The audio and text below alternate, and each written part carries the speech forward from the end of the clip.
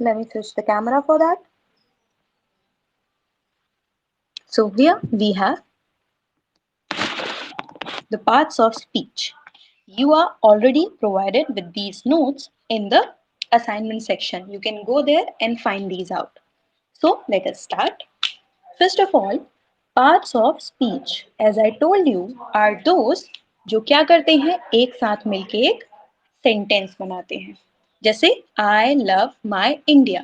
So I love my और India ये सारे word in itself are the parts of speech. I एक part of speech है, India एक part of speech है and so on.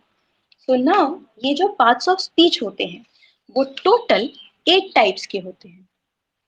Now ये 8 types होंगी क्या क्या? Noun, which we already know, but I'll define you it later. Then pronoun, verb, adjective, adverb, conjunction, preposition and interjunction. So इन 8 चीजों से मिलके कोई भी एक सेंटेंस पूरा बनता है. First one is noun. So what is noun? Noun is the name of a person, place, animal or a thing. Means किसी भी चीज का नाम होगा तो उसको हम क्या बोलेंगे? Noun बोलेंगे. जैसे हेलो, आई एम सिया. तो सिया क्या है? किसी भी पर्सन का नाम है तो इसे हम नाउन बोलेंगे. इसके अलावा you can find out the example of noun in your daily life. बहुत सारे एग्जाम्पल्स होते हैं जैसे आपका नाम, आपके घर का नाम, आपकी सिटी का नाम या फिर किसी एनिमल का नाम, किसी मॉन्यूमेंट का नाम. ये सब के सब क्या होंगे? They all will be noun. Let me change the sheet.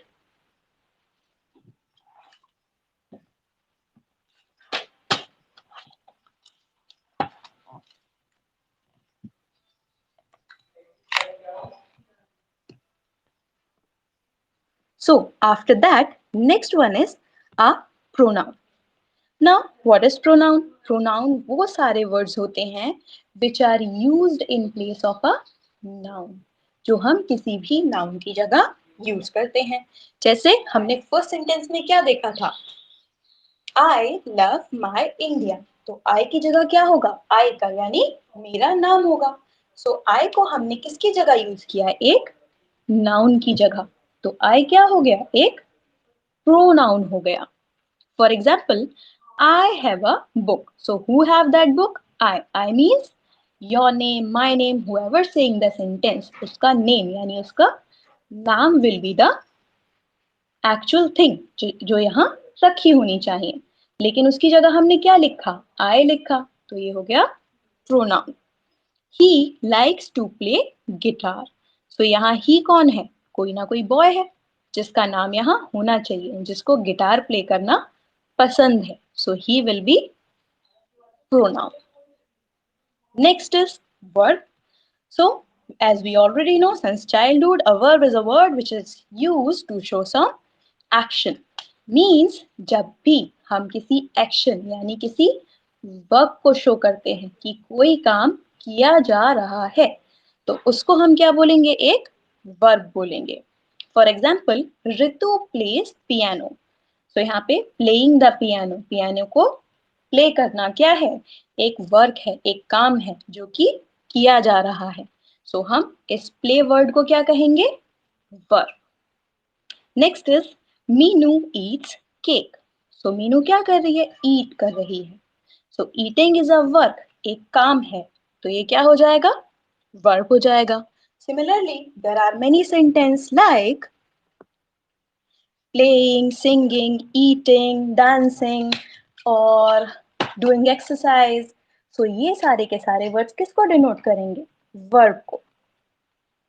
और इन्हीं वर्ड को हम एक सेंटेंस में यूज करते हैं. एक नाउन या एक प्रोनाउन हमें सेंटेंस में ये बताता है कि हम किस बारे में बात कर रहे हैं. वर्ब हमें ये बताता है कि क्यों हम सेंटेंस यूज कर रहे हैं, क्यों हम सेंटेंस बना रहे हैं, किस वर्ब के लिए हम सेंटेंस बना रहे हैं. एंड आई और द प्रोनाउन ये हमें इसलिए यूज करने पड़ते हैं सेंटेंस में ताकि हम क्या कर सकें? बार बार हो रहे नाउन के रिपीटेशन को.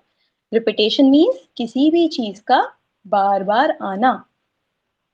उसको अवॉइड कर सकें।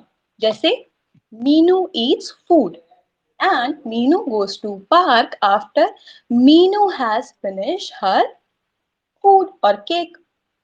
तो यहाँ पे क्या हुआ, हमको बार बार मीनू वर्ड का यूज करना पड़ा जो कि एक नाउन था।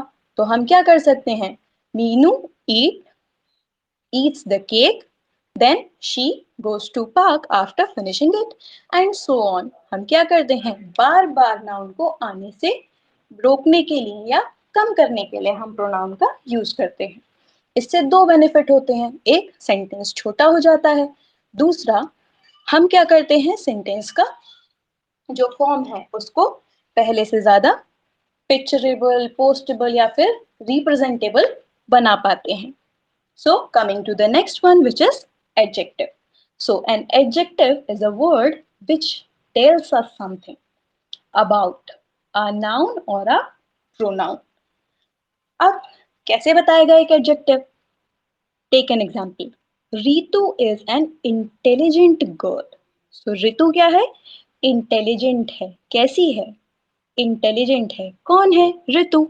रितु क्या है? किसी का नेम है। सो एक नेम यानी नाउन है। सो नाउन के बारे में हमें कुछ बता रहा है, तो ये क्या हो गया, एक एडजेक्टिव हो गया। Now it also adds something to a noun or a pronoun. Means इसमें कुछ ऐड भी करता है। जैसे a sheep has two friends, एक शीप है जिसके दो फ्रेंड्स हैं। Now a black sheep has two friends, तो शीप तो थी, अब उसमें क्या ऐड कर दिया, ब्लैक। मीन्स अब ब्लैक शीप के दो फ्रेंड्स हैं। तो यहाँ पे क्या हुआ, इस ब्लैक वर्ड ने इस नाउन यानी शीप के नेम में कुछ ऐड कर दिया, तो ये भी क्या बन गया, एक एडजेक्टिव बन गया। हम एडजेक्टिव का यूज करते हैं चीजों को डिफाइन करने में, उनके बारे में बताने के लिए, उनकी क्वांटिटी, क्वालिटी, इन सब चीजों के बारे में बताने के लिए। Now coming further,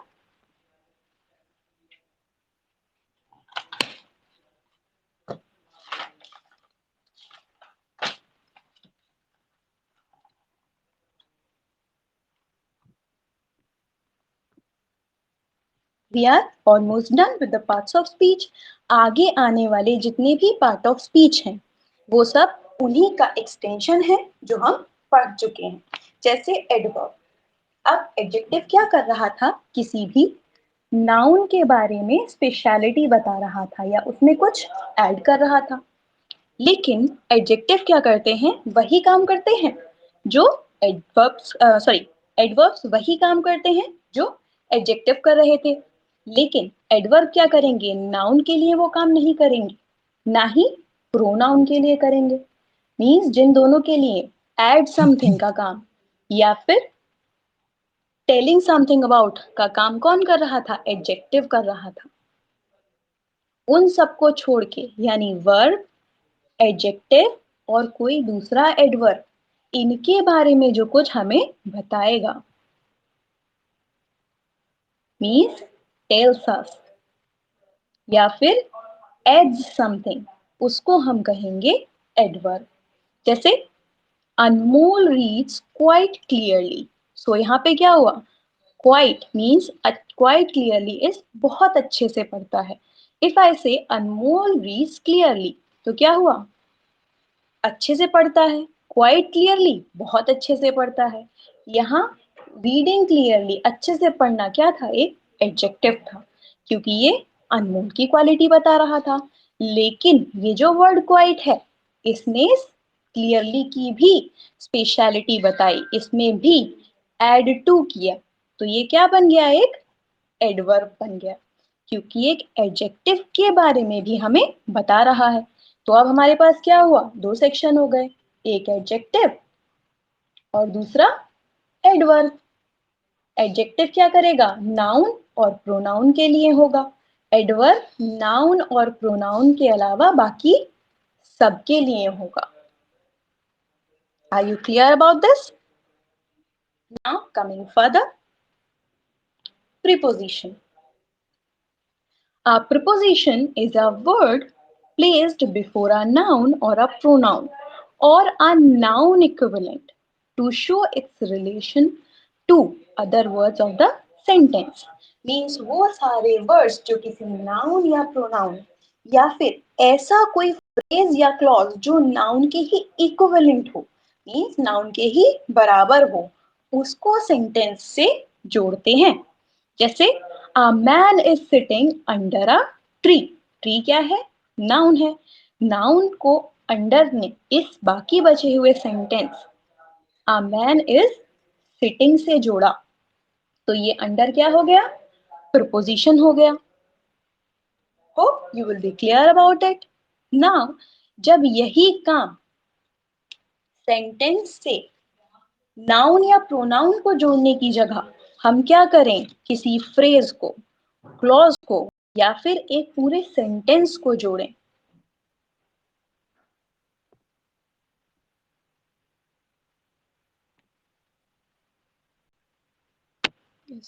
okay. तो जो वर्ड्स हम यूज कर रहे होते हैं उन्हें हम कहेंगे conjunction. There is an internet issue. Let me fix that out.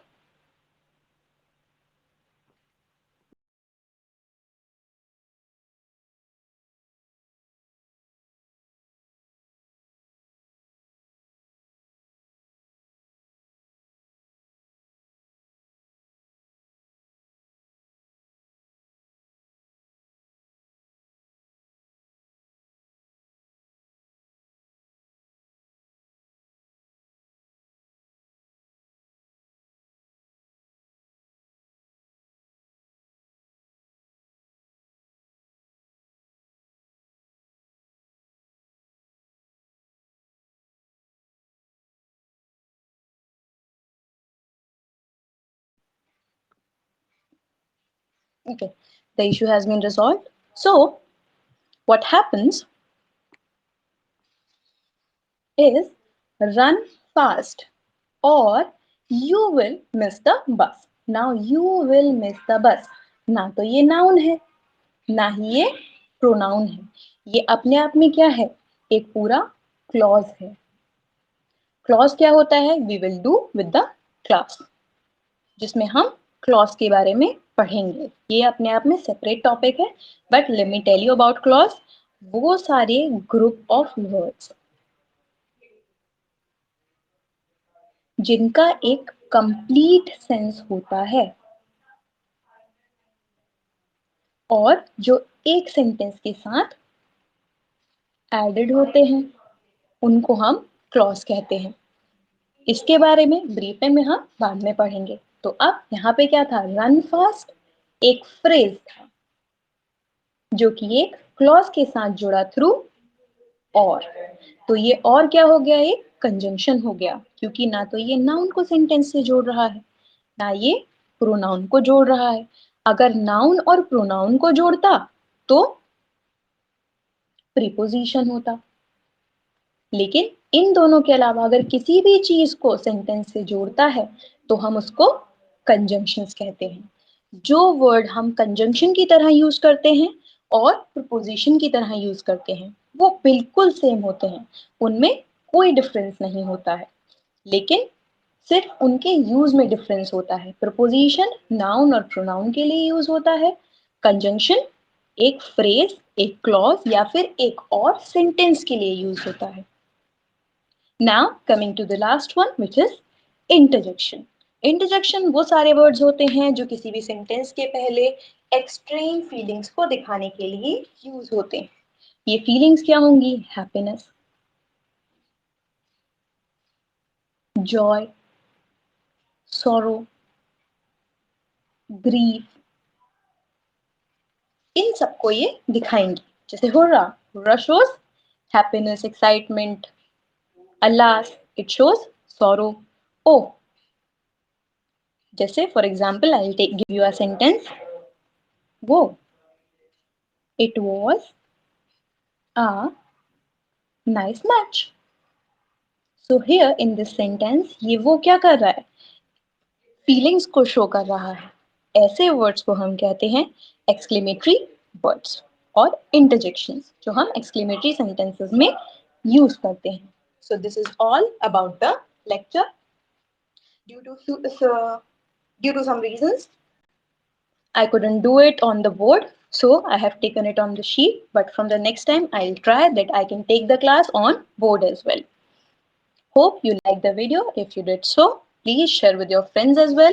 And till 15th of June, this class will be free, so don't feel any hassle for that. And you can ask all the questions in the comment section of this video if you are having any query. After this test, you will be having a small question answer session as well, which is in your test session. वहाँ पे आपको sheet मिल जाएगी, वहाँ से sheet लेके आप उसके answers को टिक करके उसको अपलोड कर सकते हैं. It will help you out to understand the section better. अब इसके बाद के जितने भी सेशंस होंगे उनमें हम noun, pronoun, verb, adjective, adverb इनके बारे में डिटेल से पढ़ेंगे. Thank you. Signing off.